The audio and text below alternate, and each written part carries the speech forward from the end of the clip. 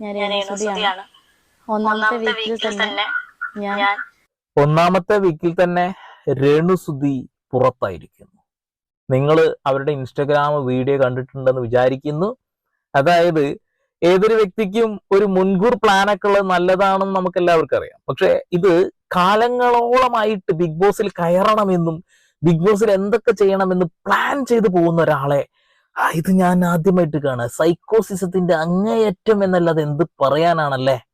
എന്തായാലും കൊള്ളാം. രേണുസുധി കഴിഞ്ഞ ദിവസം രാവിലെ ഇട്ട ഒരു വീഡിയോ ആണ് ഇൻസ്റ്റഗ്രാമിൽ. എങ്ങനെ ഇവർക്ക് അതിന് സാധിക്കുന്നു എന്നുള്ളതല്ലേ. അതായത് ഒരു PR ടീമിന് കൃത്യമായിട്ട് അവരുടെ പേജ് കൈകാര്യം ചെയ്യാൻ കൊടുത്തിട്ടുണ്ട്. കുറെ പൈസ വാരി എറിഞ്ഞിട്ടുണ്ട് എന്ന് പറഞ്ഞപ്പോൾ നിങ്ങൾ ആരും വിശ്വസിച്ചില്ലല്ലോ. 50,000 രൂപ പെർ ഡേ ആണ് അവരുടെ സാലറി എന്ന് പറഞ്ഞപ്പോൾ ആരും വിശ്വസിച്ചില്ലല്ലോ. വിശ്വസിക്കണ്ടട്ടാ, ആരും വിശ്വസിക്കണ്ടട്ടാ. നമുക്ക് രേണുസുധി പറഞ്ഞ വീഡിയോ ഒന്ന് കണ്ടാല, എന്നിട്ട് ബാക്കി വിശദീകരിക്കാം. നമസ്കാരം. നമസ്കാരം. ഞാൻ രേണു